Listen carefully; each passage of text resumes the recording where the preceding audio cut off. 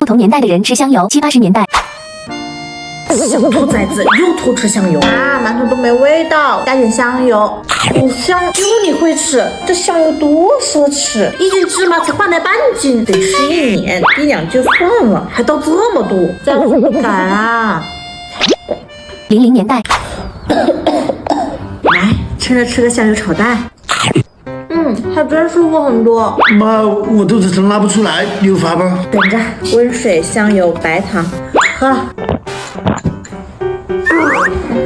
原来香油还是个宝。现在，煎个凉菜，帮我拿点香油过来。拿错了。没错啊，菜籽油不就是香油？瞎说，芝麻油才是香油。芝麻油是麻油。